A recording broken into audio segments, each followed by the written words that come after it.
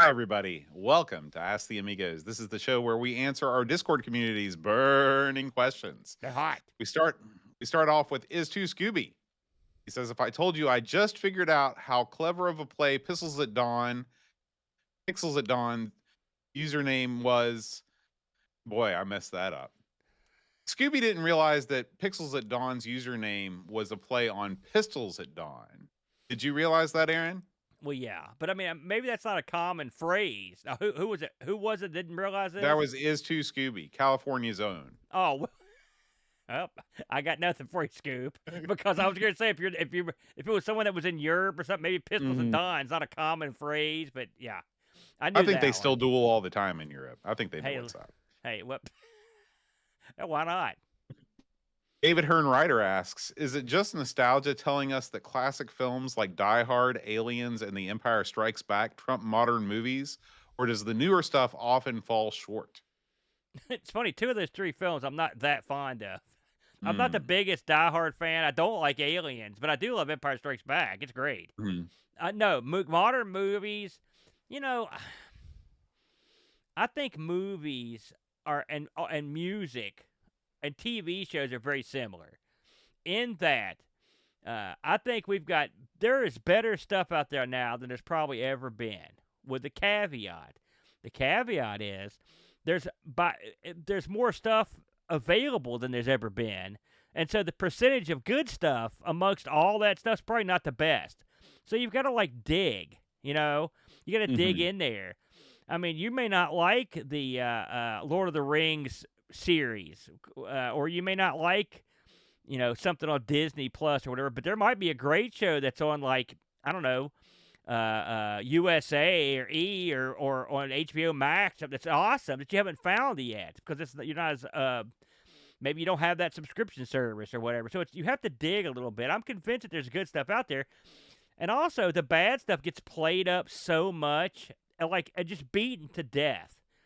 A good example is stuff like the new Lord of the Rings show. Like every YouTuber, if you're in that world, it's like everyone has to cover how horrible it is and how big an atrocity it is because that's what they do. That's how you get looks.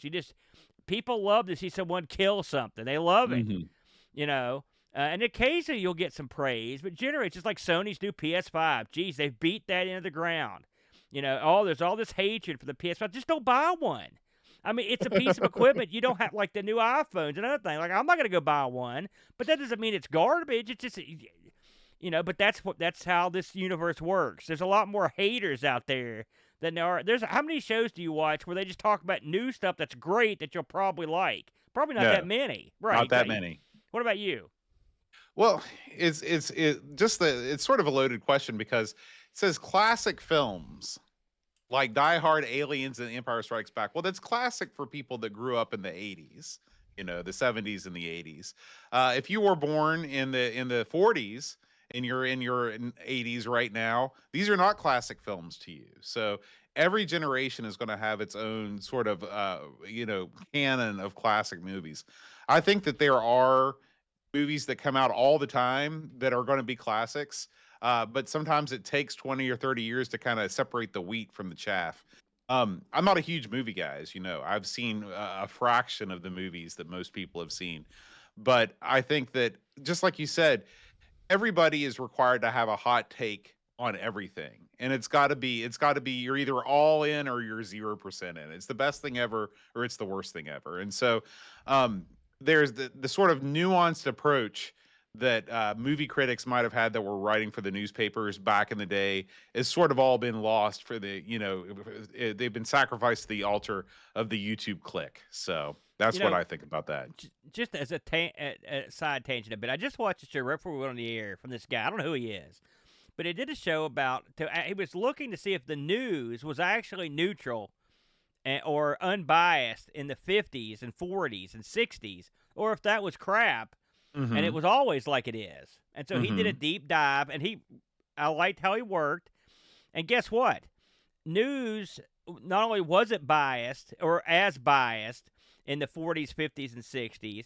But there was a reason. There were two big reasons. One, there was a law in the books that wouldn't let you be biased effectively. Now it wasn't super enforced, but it was there. But two, government demanded that all these TV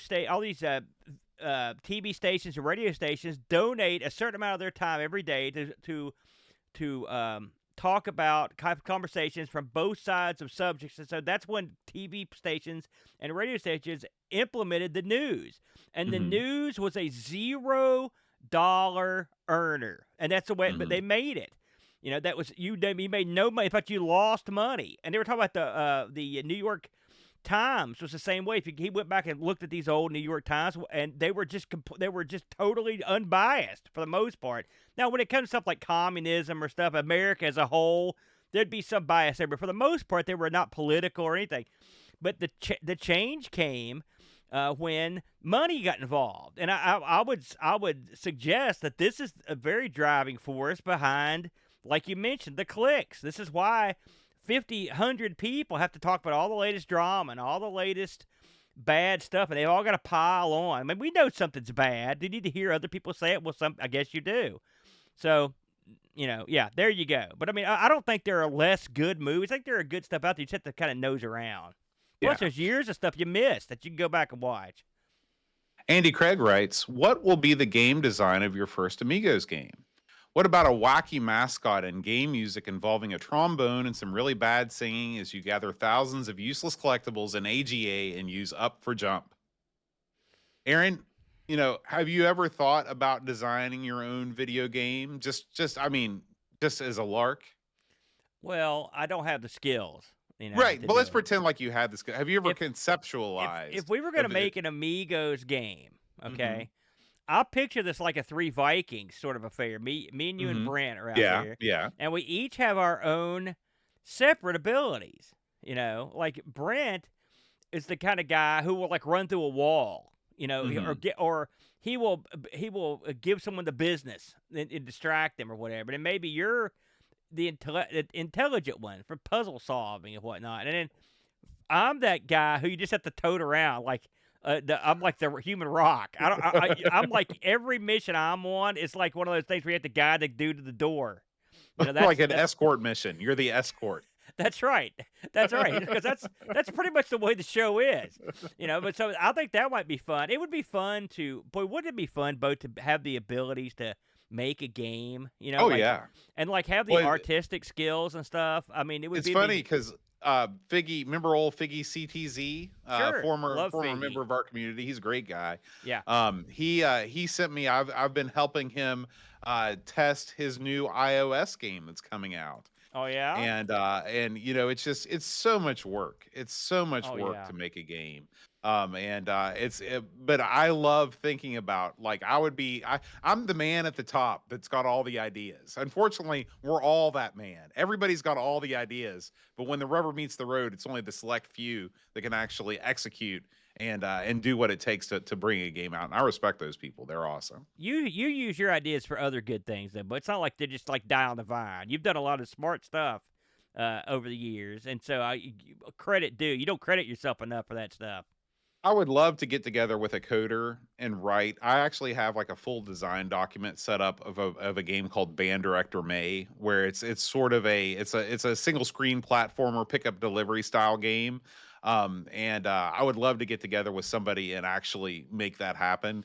But we'll see if that ever does. You know what that sounds like to me when you said that? It sounds like one of those, those Japanese like dating games, or they're like real life simulators. That's what that sounds like to me. That's exactly what it sounds like, not in a dirty way.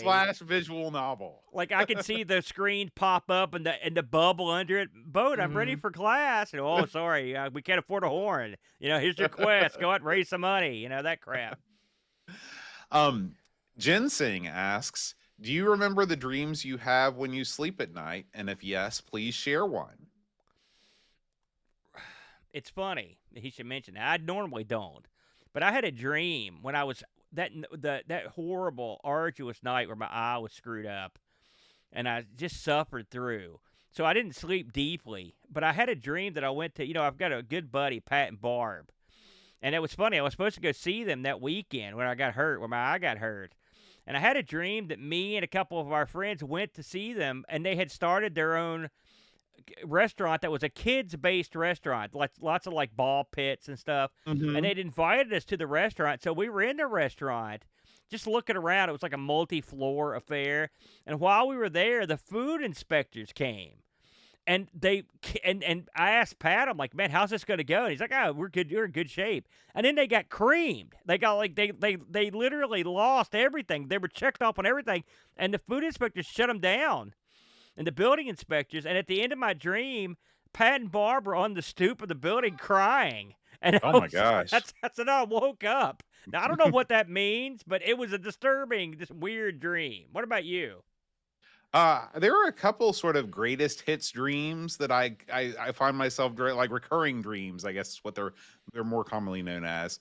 There's one that I have where I'm in this kind of a arena. Well, it's almost like a circus grounds, right? Like a fairgrounds, Yeah. and everything is covered in asphalt, and it's like burning up hot. Like when everything's reflecting off the asphalt, and all the buildings are pink, and I'm just walking from like booth to booth in this fairgrounds that's covered with asphalt. I don't know what it means. You know that Teresa has a bunch of these like dream interpretation books. You Hmm. know, we should next time we get together, we should look these up and see what they mean. Yeah, It might mean yeah, something. absolutely.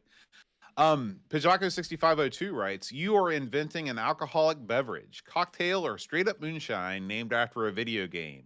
What game are you choosing, and what's in the booze?" I got this one already, Aaron.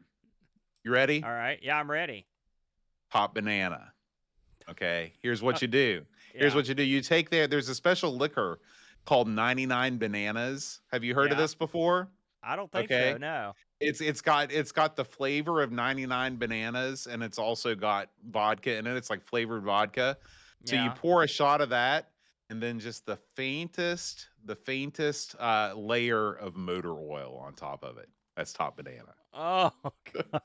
So it's poison effectively. Yes.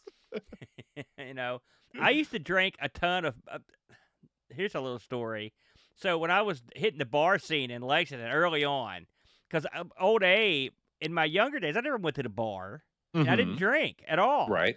Right. So when I first started, I was like, okay, I got to find some kind of booze I can drink at these bars. And the booze I came upon was Midori, melon liquor. Oh yeah. Is what it Yeah. was. That's good stuff. And so I would have these Midori sours, but it's the girliest drink. And so I would go to these bars, and they would like they would look at me, and because I'd order like six or say I would go through them because I'm a big guy. And this is before I developed my taste in bourbon. And I'd send people to get them. They'd be like, "Who's ordering all these Midori sours?" They'd point to the big O for the guys to be stunned. But I always thought that you could take like Midori, and you can get these like gummy worms. I would get Yeah. the old get a gummy frog and stick it in there, and then you've got your super frog right there. That's what I would call that. I You got like your old it. super That's frog. great. Yeah. At Boat Fest next year, we're gonna try and clamp down on the liquor consumption, but maybe we'll have some virgin super frogs there I on can't sale. imagine why you would do that, Bode. Why on earth would you clamp down on the liquor, Bode? um, Ginseng asks, "What would be your ideal specs to build a house? So let's try this again. What would be your ideal specs for a build to house an arcade upright cabinet of arcade games?" I'm having a hard time reading. She wants to know how you'd build your home arcade, Aaron. She's asking about walls and the roof. Do you want windows? Yes or no? Electric capacity, ideal temperature, humidity, and moisture control. Give it to us. Harley's been in my arcade, ironically. So I mean, if I had unlimited space, here's the thing. When I first got arcade games, I thought, man, I'm the guy with arcade games. Like, Hmm. no, I've heard Flack speak several. I didn't have as many as him, but everybody was like, just to have them like in your house. People were like, my God, it's arcade games in there in your house, Yeah, and I was yeah. like, I'm the King Dong. And then, but eventually, it's like a MAME cabinet. I'm the only one that's got one. Then suddenly, everyone's got one. So to me, having a huge arcade, like you can't top the best. You know what I mean? And so, with that in mind, I would not try to top them. But what I would try to do is have something unique. So I would like to have an arcade where the games are in the round. Okay, Mm-hmm. it's a Mm-hmm. round room. And then in the and this is an old callback. If you ever saw Fear and Loathing in Las Vegas, it's a great scene where the two characters are jacked up on ether, and they're trying to get to the bar, and the bar rotates right in the middle of the room, and so these two idiots, and it's not like it's rotating quickly, but they're so screwed up on ether that they can't get on the rotation part of the bar. They're laying there and scrolling around.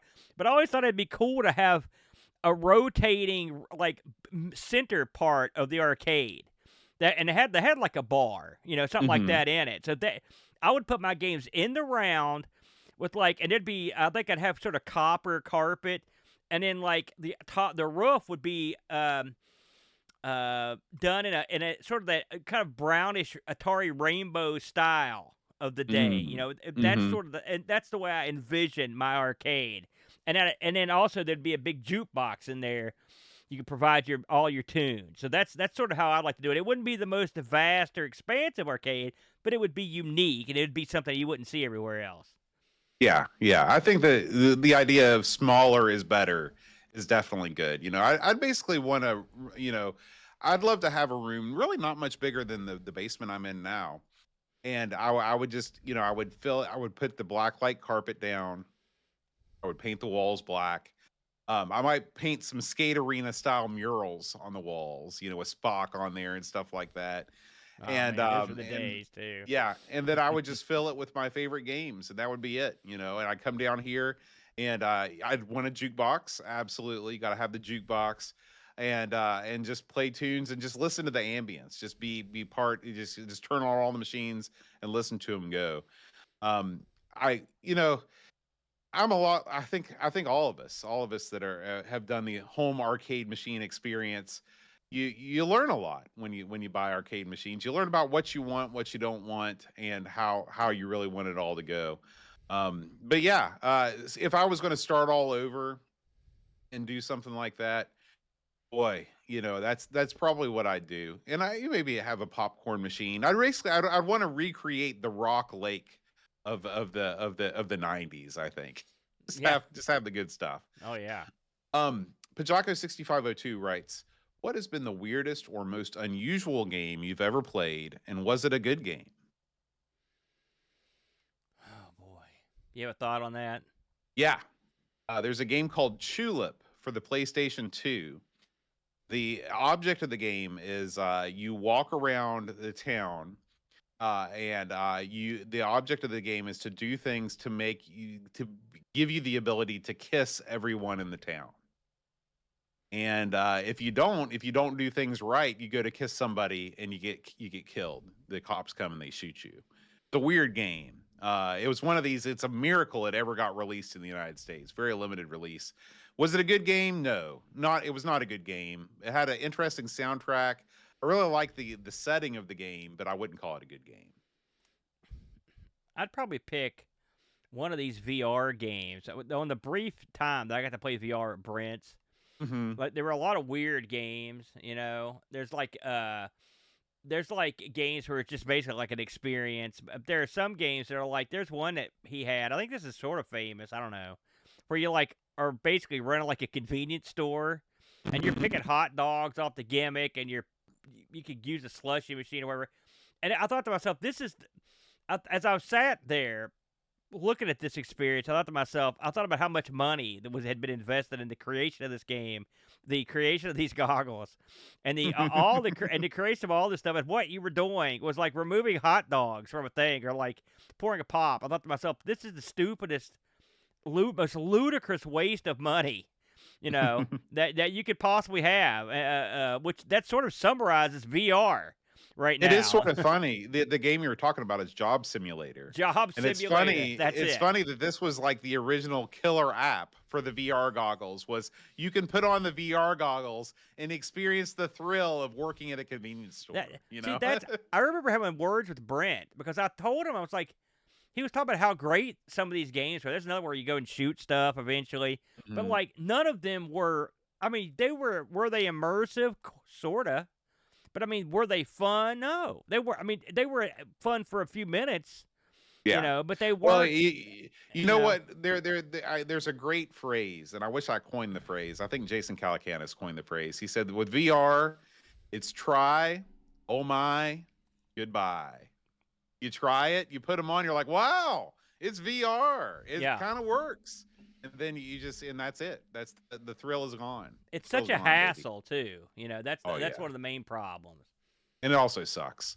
Well, I mean, sometimes it's David kind of Hearn boring. Ryder asks, it's your job to release the Aldi Amiga Mini, Aaron, with no licensed games. Okay, it's the Big Lots version. You can only load it with public domain and shareware Amiga games. Which ones would you put on it first? Oh man, Alien Fish Finger would be Yep, on that was there. my first one. Absolutely. The Hangar 19. Hangar Remember that 19, one? that game Hmm. that was sort of Defender like, and we couldn't believe it. It was Yeah, like 3D, the and 3D Defender. that Hmm. was awesome. The name it doesn't come to me right now. Any one of those freebie jetpack space taxi games you could put on Yep. there. Yep. Any one of the free Bomberman clones, you could put that, like the best of the Bomberman clones, you could put that on there. Um, we've played a ton of PD stuff over the years. I mean, what about the most recent stuff, like that Kung Fu game that came out a while back that was like a Kung Fu tribute game? That was an Hmm. Or original game. yeah, and I I mean, can't like I can't remember the name all of the it. all the name your own price games that are on itch, those are technically shareware, Yeah, yeah. so But any of those would be. I mean, well, not any of them, but a large selection of those would be top shelf. right. We've played, like I said, if I went back, my memory's not that great, but I guarantee you, I could come up with 20 games that were PD or free that you could put on that thing. I mean, easily. Some of the games from Cammy's contest that were real good. You could put any number of those on there. Some of Mhm. the ones that were available. So yeah, that wouldn't be that hard at all. I mean, if you look Yeah, at the games yeah. that they put on there, they put a lot of winners on there. Of course, this is all moot because you just go there and put an OS on it, put a mini Amiga on there. But I mean, the Amiga's PD scene. I mean, let's face it, we used to scoff at it, but like scoff no more. We found too many Yeah, good games to scoff. that's right. That's right. Is to Scooby asks, what is the best money you feel as if you've ever spent?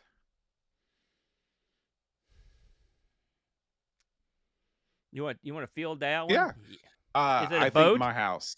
No, Oh, I think it's my house. The purchase of the house that I live in now is the single best purchase that, it was a group purchase, my wife and I. The single best purchase because my house is perfect. It's the perfect house for two people. I've got a space for all my stuff. Eve's got space for her stuff. I love the floor plan. I've never ever once wanted to move to a different house after we moved to this house. I'd have to ponder this because some of my favorite things I didn't buy. Like I could easily, it's like this Mister, but you bought that. Because I mean I've used it so much. But boy, I'm so cheap. So a lot of the stuff I buy isn't that good. I'll tell you, when I bought, I'm going to say this, although I don't own it anymore. When I bought my house in Lexington, um, for someone like myself, I didn't exactly burst out of the gate after high school. I stumbled a lot and continue to do so. The fact that I had earned enough money at the time to afford the house I got in Lexington was miraculous, and it was uplifting because I wasn't sure that would ever happen to me. And had roommates for years and years and years and years, and lived with roommates at the house too. But it was still, you're right. The purchase of a house gives you a certain pride. You pull it. I mean, now you've got to keep the ball rolling. You can't just Mhm. stop paying on it. But it's nice, and I really like that house. I had a lot of fun in there. And so I mean, I love this house too. But this house I didn't buy. This was not bought by me. So I got lucky here. But I did like owning that house, and it was sad when I had to get rid of it. But what are you gonna do? That's the way the winds turn. Yeah, yeah. Dave Velociraptor asks, how does Top Banana on the Atari ST compared to Top Banana on the Commodore Amiga? It's funny you should ask that because someone else asked me that. I haven't played the ST version. I've heard that it's every bit as poor, but there's every possibility that that's going to come up at some point on the Atari ST show. I mean, it's in the game selection committee's hands, but I would not be because I don't know if Brent's really played Top Banana all that much, so it might be I would love fun. to hear his take on it. Yeah. Yeah, it might be fun to get his take on Top Banana. You know, it's funny. I remember when that episode where we covered Top Banana, which is, of course, Top Banana is almost our mascot, you know, but I was so angry, if you remember, the episode where that got picked. I was furious the episode before it. I mean, I went on a tirade. Like, why are we playing these games that we know are garbage? And I will say, I turned the corner. That's when I learned something about what I like to do. So it was very pivotal. So in some ways, Top Banana is one of my favorite games. I own it. You know, I've referenced it a lot. I've got a shirt with it on there. I love it. So I would be more than happy to try it on the ST or any place else that it was ported. Yeah, yeah. Pajako6502 asks, is there a minimum threshold feedback percentage where you wouldn't buy from a seller on an online store? For Pajako, anything below 98% starts to get a bit shifty. For me, I look at recent feedback. And I look at like on eBay, I look and see what items they're selling. So like if I want to buy like a rare book from somebody and all they've sold are some like, collector plates or something, then they've got to be in the business if they have low feedback. If they have good feedback, I normally don't give it a second thought. Return policies are so good these days on most online stores that kind of thing doesn't really bother me. Anything I buy, I assume I'm not going to be able to return it. That's where me and you are different there. Because you Yes. return everything. Yes. I very rarely buy from eBay anymore. The only things I really buy from eBay are things I can't get on like Amazon, and or like boxed games. Every once in a while, because I'll get something in my crawl that I've got. Like I had to own Outrun after we covered it a couple weeks ago, or months ago. Yeah. And so I trusted someone on eBay and I got it. And I've had good success with people sending me good stuff on eBay in terms of, and usually from Europe. So shout out to all the people in the UK who shipped to me. I appreciate that. Good job. But most of the stuff that I buy, when it comes to like a star rating or whatever, I mean, if you've paid attention in the past month and a half, there was just a big kerfluffle where they were trying to pass these laws where you can no longer fake reviews because you can't trust any of these reviews. They could all be fake. That's true. That's and true. So when you buy something, even if it says certified, you can't be 100% sure. So I mean, here's the thing about not buying locally. You're no matter how great the percentage of trust is, there's still a trust issue that you can't circumvent because you can't actually physically hold the item and see it before you take it home. So exactly. I've been pretty lucky. Adam, Commodore Chronicles asks, do you think that Twitch raising the tier 1 subscription fee to $7.99 will affect your bottom line at all? So this is something they're introducing. If you purchase Twitch subscriptions on mobile, iOS or Android, they are raising the prices to $7.99. I would say that the majority of the people that subscribe to us on Twitch subscribe through the PC. They watch us on their computer rather than watching us on their phone. I could be wrong. I don't think that it will affect our bottom line. What do you think, Aaron? Do you watch much Twitch on your phone ever? No. Yeah, I mean, if I'm making dinner and like if ARG is on or something, then I'll flip it on. But I never consciously watch a stream on my phone ever. Yeah. Well, will this affect our bottom line? We don't have a bottom line. I mean, there is no bottom. I guess is the best way to put it. How low can it go? We'll find out. But first of all, it's no. I don't fret over things I can't control. I think I think this is a prelude to an overall ultra raise, because it always is, right? Right. And I certainly Twitch is not beyond reproach. How many times have they, like I said, why do you think we get a Kick account? Because they've done something so stupid that we had to contemplate going from here to Kick. They're idiots. They do dumb crap. That much said, maybe, I don't think it will. I mean, a lot of people that like give us money or donations in some capacity, They've known us for a long time. They know what we're about. We're not going to get mad one way or the other. I mean, listen, are tough sometimes in certain places. It is what it is. If they would have monkeyed with the money, I mean, you can't control it. Now, on some of the big YouTuber or big Twitch people, it probably will hurt their bottom line substantially. The more modern, guys that have 10,000 people watching their stream, but Well, I think if you're, as always, we've talked about this before. If you're in the content creation business, whether you're on Twitch or on YouTube, and you don't have a secondary stream of income, like if you don't have a Patreon, then you're really playing with fire, because they can change those numbers and they can do whatever they want at any time they want, and they can screw you and you have no recourse. well, Patreon is a bunch of unstable, more like cultists, effectively. The people that run Patreon are goofballs. Well, you're missing the point of what I'm I know, saying. yeah, no, I got what you said, but I mean, I don't trust Patreon anymore. I mean, Patreon also will monkey with stuff occasionally that it's detrimental to the people that are using Patreon. That's true. So I mean, let's call this what it is, Boater. And we've talked this many times. I've talked to Flack about it many times. When you're doing this sort of show or multiple shows or podcasts, I mean, people are down with you or they're not, and you can't let it affect what you do.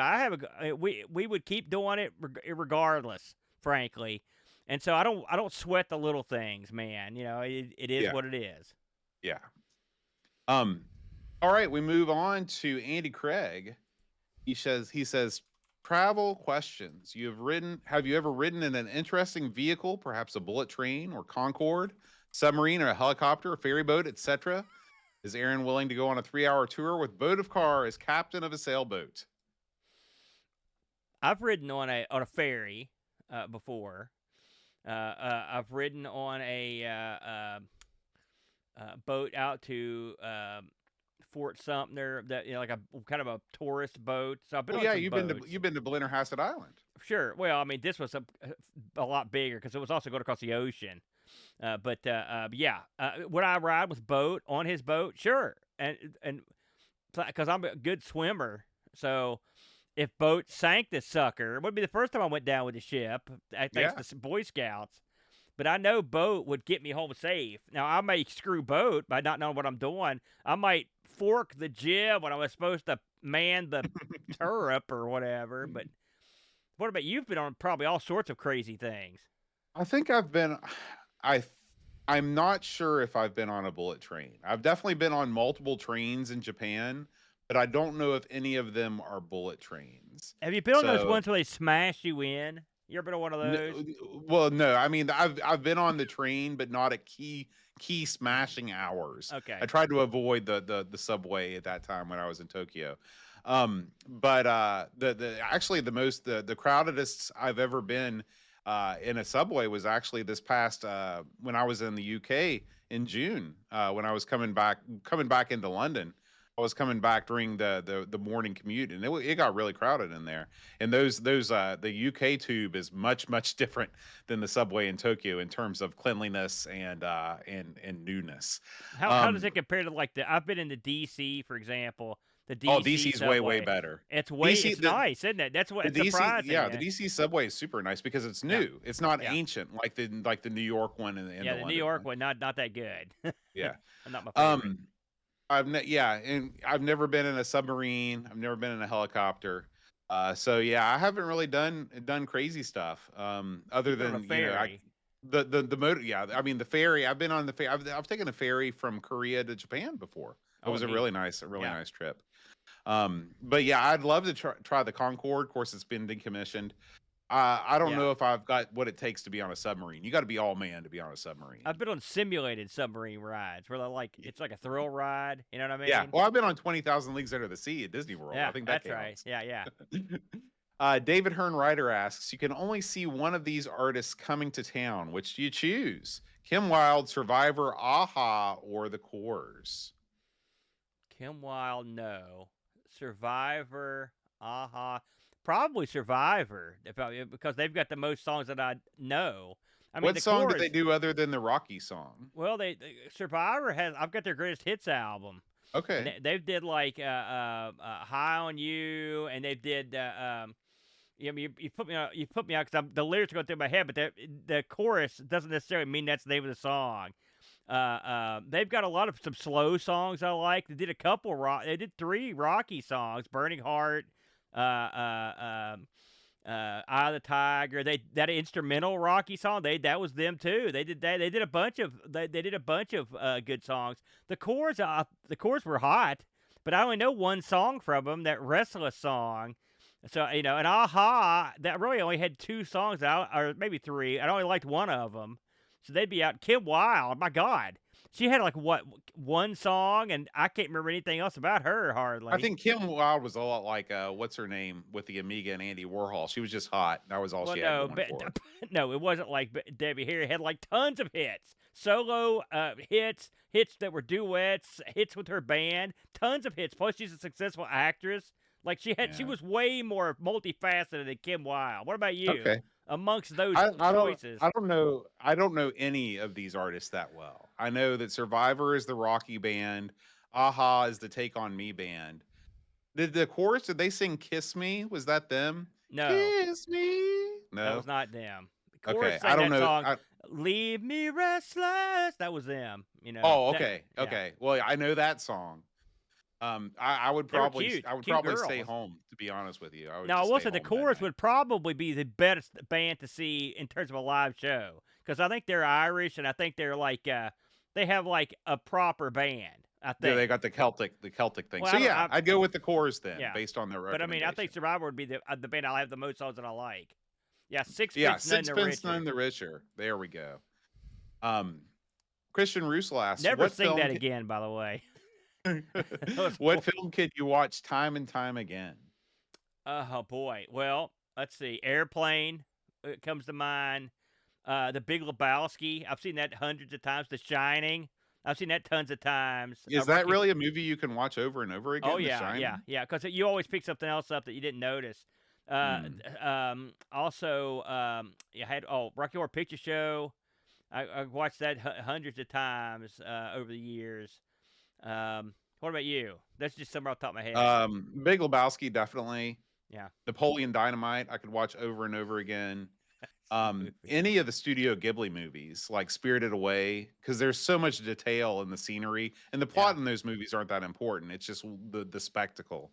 Those are probably the big ones. Most movies I can barely stand to watch once. What So. about the God, my brain. Shawshank Redemption. I love that movie. I could watch I've that never many seen that because times. I've heard it's scary. It's not. You heard what? It's not a horror movie. It's Well, I about heard there was jail. like violence and stuff in it. Well, I mean, jail violence. Well, listen, I'm not discriminate when it Yeah, comes but to I my mean, violence. it's very uplifting because he, Does it have a happy ending? well, I don't want to spoil the ending, but yes, of course. Okay. Yeah, Well, I mean, I don't absolutely. want to watch it if it doesn't have a happy ending. Blazing Saddles and for Young Frankenstein. I've seen those dozens and dozens of times. I could watch those. Some movies I love, but I can't watch over and over. But Yeah. those that come off the top of my head, I could watch many times.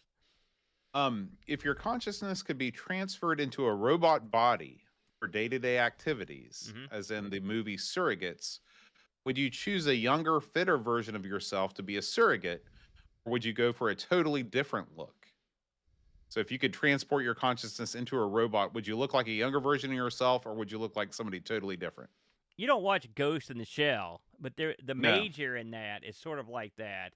I would like to be like the dude version of the Major, just like this, like super nimble, like uh, like I don't know, automaton.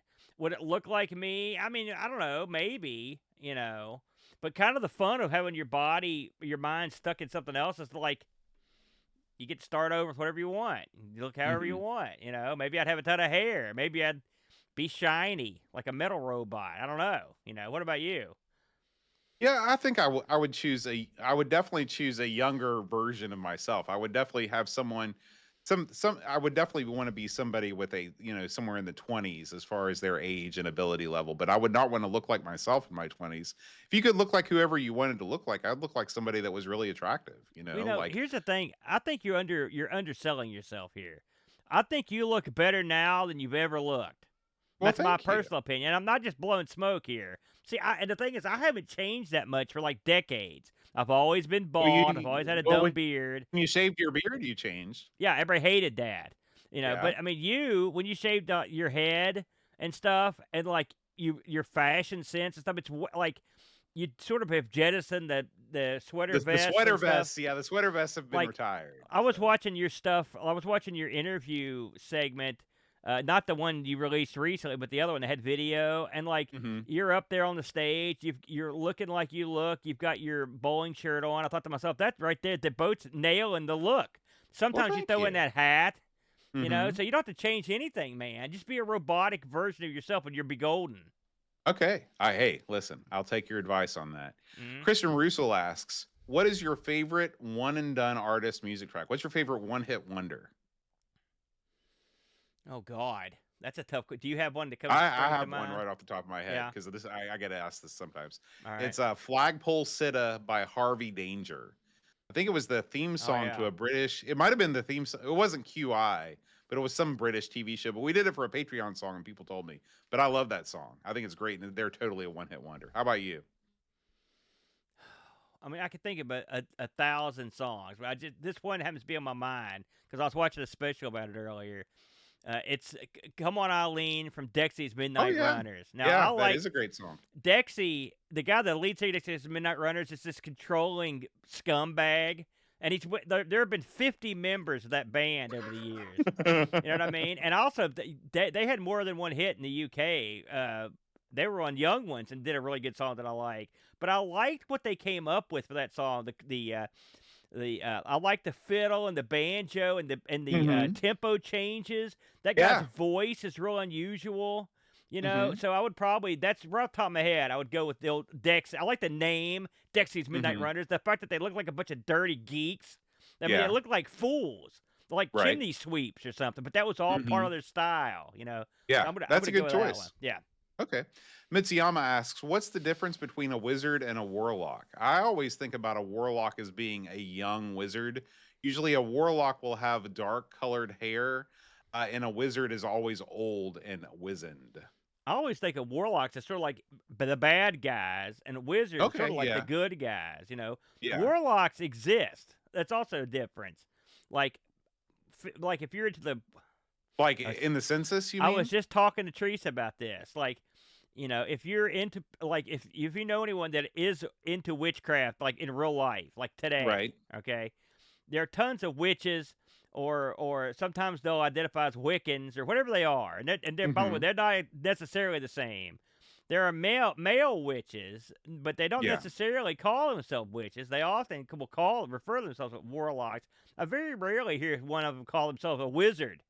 But That's I have true. heard many of them refer themselves as warlocks. So I tend to picture like an unshaven, spotty geek in a brown shirt. That I'm not putting over warlocks, but I mean, when I think about it, it's not like I've known a lot of well, go getting witches and wizards over the year, warlocks. But I mean, they might be out there. Not to Yeah. bury a whole sector of. I mean, hey, it's all religion, whatever makes you happy. Hey, I hope magic's real. That sounds great to me. But that's what I think of. Is to Scooby asks, "Aaron, this is directed to you. Oh yeah. We know Boat dislikes Euro dance trash. Do you hate a music genre as much as I hate Euro dance trash?"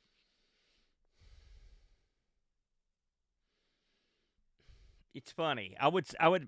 My gut tells me jazz, but you've been killing me on that, and I can't deny that you're not wrong. Okay, some people. Well, it's just a consider. specific kind of jazz that you don't like. I don't like. I will say. Well, I'm going to group here. I'm not going to say jazz. Here's what I'm going to say. I'm going to say music that involves just never-ending meandering solos.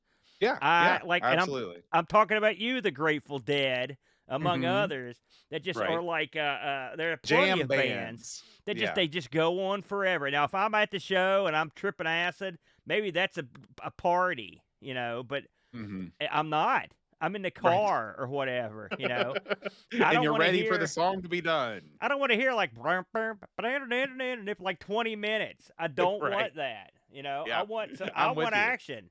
I'm You with you. know, I'm with so you on that. that I'm gonna say meandering soloist bands. How about Yeah, that?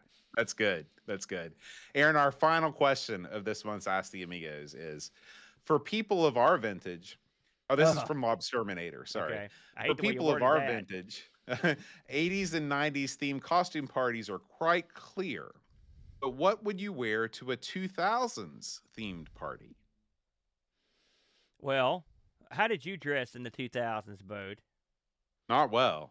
I mean, I can tell you that. were we into the sweater vest zone at that point, or were we? No. I was this was like my late college, moving into the professional life and just being totally clueless. So I would buy like rugby shirts and think that that was like a cool casual, like somebody who's a teacher should wear that. I look at pictures of me teaching early in my career and I look like a homeless man that can't dress himself, which is where I remained until I got married. I'm quite convinced. One thing about West Virginia, all right. Now I was here in most of the 2000s. I was back, all right, and the fashion hasn't changed that much since have been alive. I mean, Hmm. in terms of now, and there were more slacks when I was a kid, more brown slacks. Yeah. There were more wide collared shirts, but not everyone wore that stuff even back then. There was a lot of flannel, but t-shirts and blue jeans have just been. That's pretty much what a lot of West Virginians wear, and Kentuckians. I don't know if it's like that everywhere, but I think a good chunk of the country just wears like casual blue jeans and a t-shirt. And so that's what I was Yeah, wearing I the mean, whole I time. think that fashion is always the purview of the young, and so like when I look at and see like what kids are wearing these days, for example, there's a kind of skirt that girls wear these days. It's very specific, and I don't know what it's called. I should ask another teacher to see what these things are called, but they're very specific skirts that girls wear in my school. Yeah. Um, for boys. I think the boys' fashion is exactly the same as when I was in middle school. You have some dopey T-shirt that you think is cool that's got some logo on it or whatever, and there's a lot of Nirvana, so it's actually the same as when I was in middle school. Yeah, You that would be shocked at the amount of Nirvana shirts that are worn at Winfield Middle School. well, I mean, how many of the kids that wear these shirts have any idea about any of the band? Do you think Well, that's a that's a high there. percentage or a low percentage? The counselor will go through the cafeteria and say, name one Nirvana song. And some Uh-huh. kids can and some kids can't, just like when we were in school and people were wearing Zeppelin shirts or whatever, Yeah. some kids wear them because they think it looks cool and some kids wear them because they're fans. Let me tell you something. I had a Motorhead shirt when I worked at IBM. Okay. Mm-hmm. And I liked Motorhead, but I didn't wear the shirt. And the reason I didn't wear it is because I didn't think I knew enough about Motorhead to wear the shirt. That's a shoot. I was like, I like Motorhead, but I can't name a bunch of songs or anything. I'm not. I'm just Mm-hmm. gonna skip out on wearing the old Motorhead shirt. Eventually outgrew it. I probably still got it here somewhere. But because you're right, you might get called to the carpet, and in those days you couldn't just hop on your phone and come up with a baloney answer.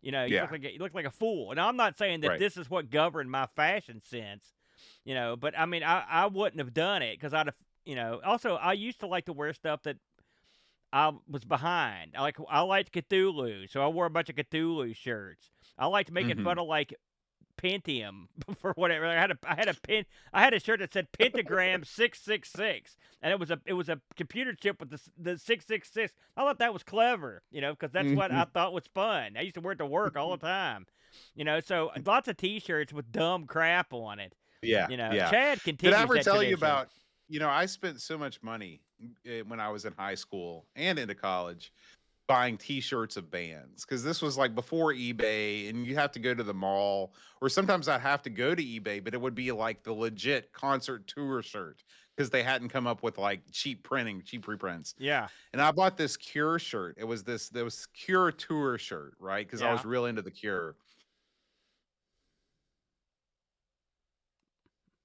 I had Uh-oh. this cute girl coming over, down Yeah, in my parents' basement.